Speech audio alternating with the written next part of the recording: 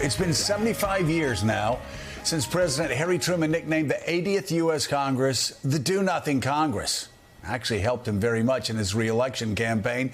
But that title actually may be fitting for today's 118th Congress more than the 80th Congress. According to the Bipartisan Policy Center, the Republican-led House has held more votes this year while passing fewer laws than any other time in the past decade. They really have done nothing. But don't take their word for it or my word for it. Here's Republican Congressman Chip Roy. One thing. I want my Republican colleagues to give me one thing, one, that I can go campaign on and say we did. One. Anybody sitting in the complex, if you want to come down to the floor and come explain to me one material, meaningful, significant thing the Republican majority has done besides, well, I guess it's not as bad as the Democrats.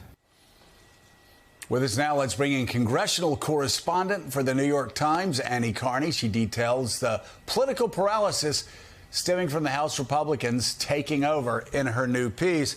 Annie, this was a train wreck legislatively from the start. Of course, Kevin McCarthy they couldn't even pick a speaker. When they did, they got rid of him. Then we went through that whole debacle again. But the numbers don't lie here. In your article, you talk about how they've only enacted 27 laws compared to 2022 when 248 laws were passed, bills were signed into law. And you just look at the comparison, Congress by Congress, session by session. This really is in a league of its own, isn't it? Oh, absolutely. It was a historically unproductive Congress that really did nothing. The comparison, and last year's bills included, landmark legislation like the Inflation Reduction Act, the first bipartisan bill on guns in decades. This Congress, some of those 27 bills include like renaming a Veteran Affairs Clinic and something about a commemorative coin for the Marine Corps. These were really small bore items. A little bit of that is unfair. Last year, Democrats controlled the House and the Senate, and they could easily pass things to send Biden to sign into law. But even comparing this year to other years of divided government, when the House was controlled by Republicans and the Senate was controlled by Democrats, even factoring that in, it was a grossly unproductive session. And most of that has to do with the fact that people like Chip Roy enjoy making the point that government does nothing, and that's why we should have less of it.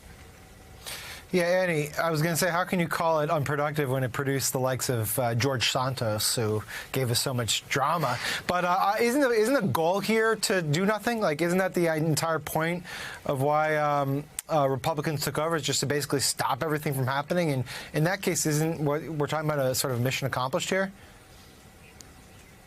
Oh, yeah, that's part of the problem. Well, first of all, if you count like personal grievance and drama, it was like super productive. Highly productive. They censured 3 members of Congress. They expelled George Santos. They had lots of speaker races. So in that sense, very productive year. But on the do nothing is the point. That is why. That is going to the why of it. Why was it so bad? The Republicans have a tiny majority that's only getting smaller with Santos's expulsion and McCarthy's resignation, and that has given these people who are here to rein in government and basically dismantle government outsized power in the Republican conference, and it has allowed them to kind of hold up any agenda. Like Chip Roy looked like he was having a ton of fun making that floor speech, talking about how they're doing nothing, and got a good clip out of it that he can campaign on, that government is useless, and that has made so not only is it a moment of divided government, but Republicans have been divided against themselves, and this small group of far right people have outsized power there. So, Annie, we're on the verge of a new year, and there's a relatively new speaker, Mike Johnson. We've all witnessed the turmoil over the past year. We've all witnessed Kevin McCarthy being thrown out and Johnson succeeding him after multiple ballots and things like that. Going forward, is it going to be the same old? Is it going to be the same movie we're going to be watching? Is Mike Johnson going to be walking on eggshells for fear of alienating maybe 3 people who would say, hey, get him out of here? Is that what we're looking forward to? Yeah, I think so. I don't think he's actually afraid of being ousted. I think that Republicans realized how hard it was to install someone new and don't really want to do that again. But absolutely, the same dynamics are there. He has made all of the same moves that McCarthy did. January is going to be much worse. He has. He passed short-term government spending bills to avoid a shutdown this year. He just punted that into early next year.